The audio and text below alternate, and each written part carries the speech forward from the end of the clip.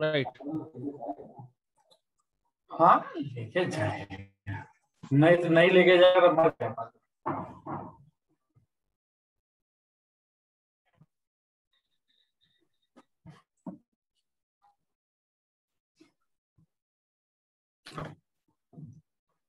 Okay. Coming to the one of the most important topic in IS105 is the building and other construction workers, the Regulation of Employment and Conditions of Service Act 1996. This particular question asked in previous question paper more than twice. Okay.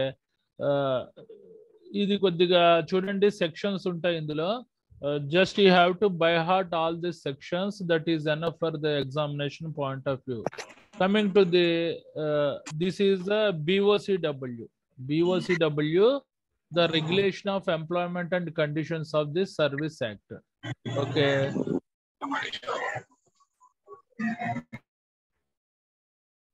Right. Coming to the topic look direct గా వచ్చేస్తున్నాను. అంటే general గా building other construction workers కి ఏ రకమైన safety health welfare provisions ఉండాలి, వాళ్ళకి సంబంధించిన rules regulations అన్ని ఈ పర్టికులర్ టాపిక్ లో ఉంటుంది అనమాట. Right. Coming to the introduction.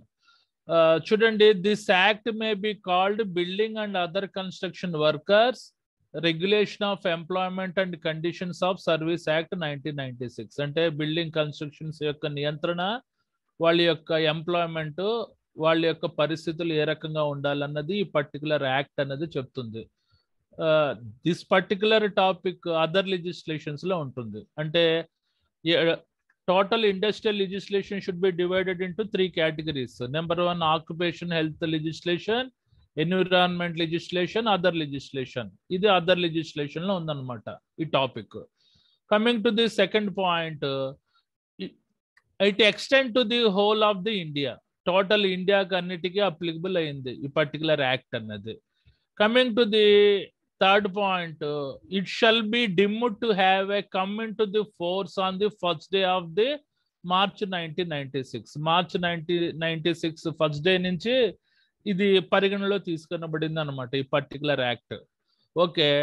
Coming to the next point, it applies to the every establishment which employs or had employed on the day of the preceding 12 months 10 or more building workers in any building or other construction work. ఈ particular act అనేది ఏ రకమైన establishment కి applicable అయింది అంటే ఆ particular firm అనేది 12 months registration అయి ఉండాలి, వాటి యొక్క యాక్టివిటీస్ 12 months కంప్లీట్ అయి ఉన్నోళ్ళు, as well as that particular building workers or other construction workers minimum 10 members ఉన్నోళ్ళకి, అంతకంటే దాటి ఉన్నోళ్ళకి ఈ పర్టికులర్ యాక్ట్ అనేది అప్లికబుల్ అయింది అని అంటున్నాడు.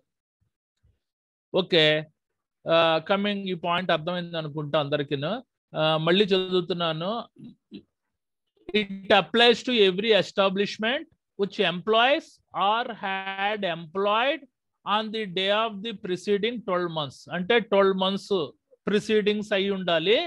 Are 10 or more workers in any building and other construction work. ఆ పర్టికులర్ బిల్డింగ్ లో అదర్ కన్స్ట్రక్షన్ వర్క్ లో ఉండే వర్కర్స్ 10 లేదా అంతమంది ఎక్కువ మంది ఉన్నోళ్ళకి ఈ యాక్ట్ అన్నది అప్లికబుల్ అయింది అని అంటున్నాడు.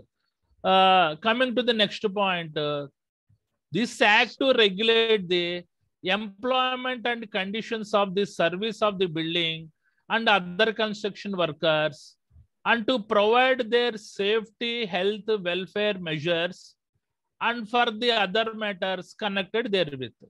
ఈ యాక్ట్ లో ఉండే అంటే particular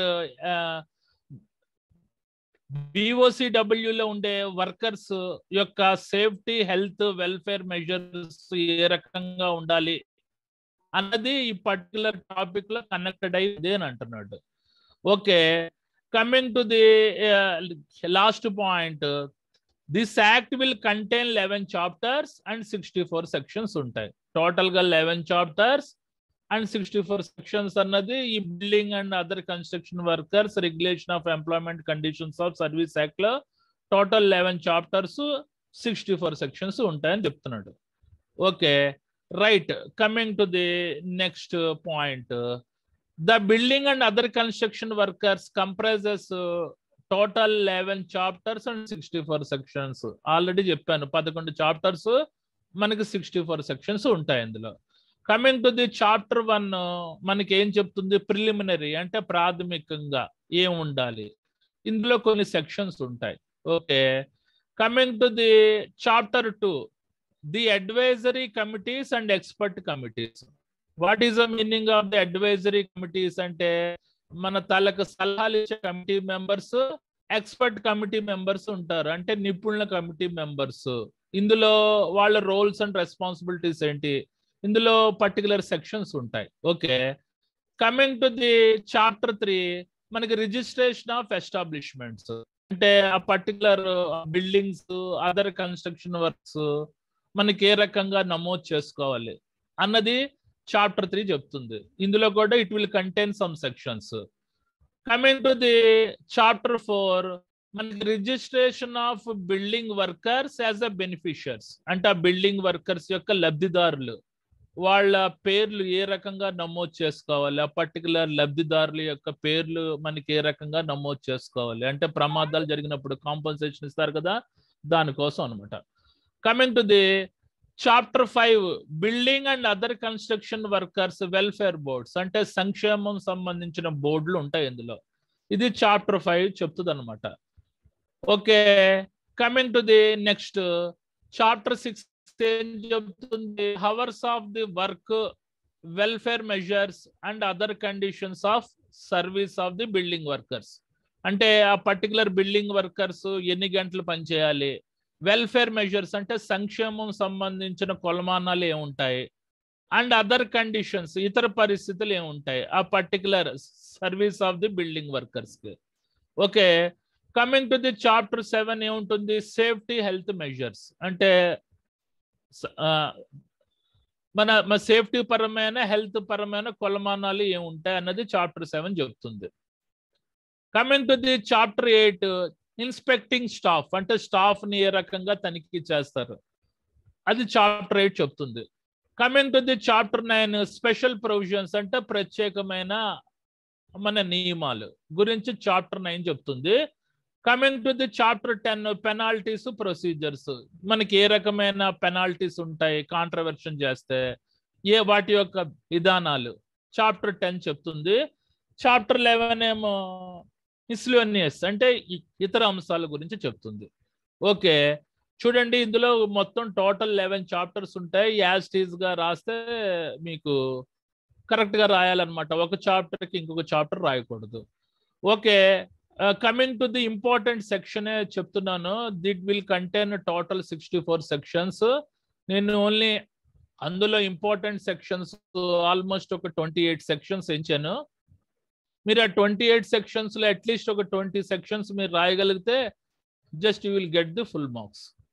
okay, coming to the important sections in building and other construction workers, the regulation of employment and conditions of service act. ఇందులో ఇంపార్టెంట్ సెక్షన్స్ ఏంటి?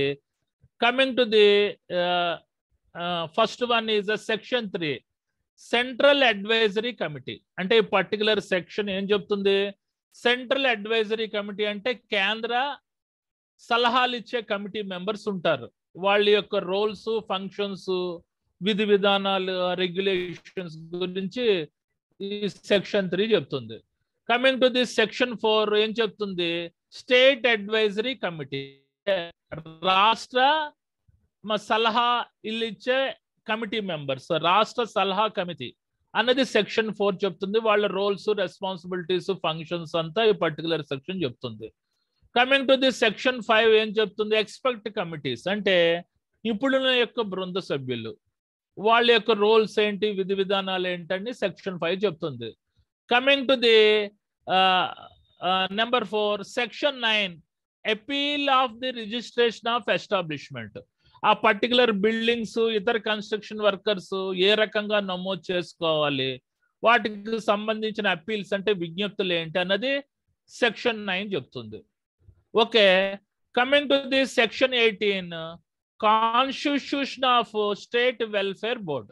అంటే స్టేట్ వెల్ఫేర్ బోర్డ్ అంటే మన సంక్షేమ బోర్డు, రాష్ట్ర సంక్షేమం సంబంధించిన బోర్డు రాజ్యాంగబద్ధంగా ఏ రకంగా ఏర్పాటు చేయాలి అన్నది సెక్షన్ 18 చెప్తుంది. Section 18 is constitution of state welfare board.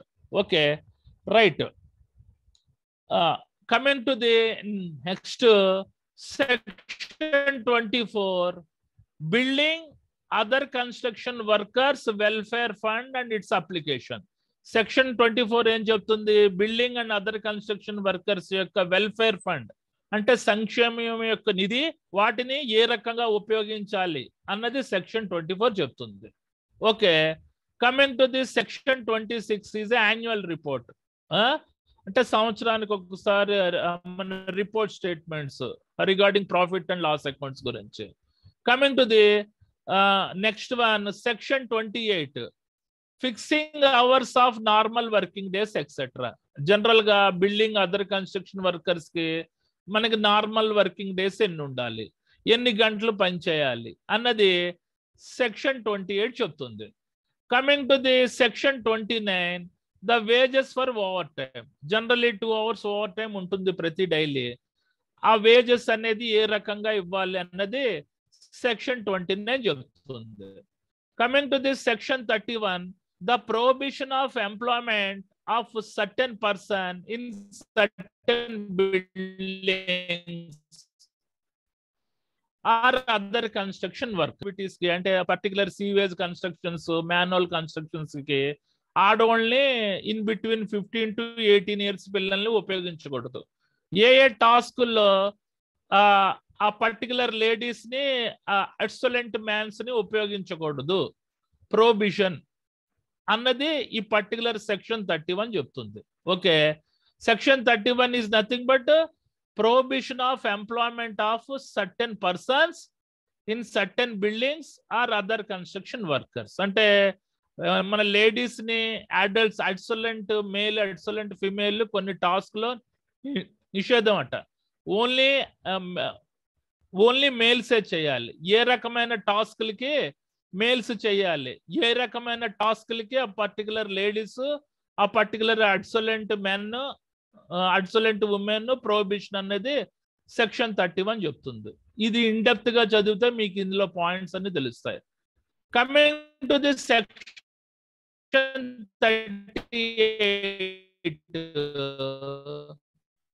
Safety committee members గురించి, సేఫ్టీ ఆఫీసర్స్ యొక్క రోల్స్ రెస్పాన్సిబిలిటీస్ గురించి ఈ పర్టికులర్ సెక్షన్ 38 చెప్తుంది.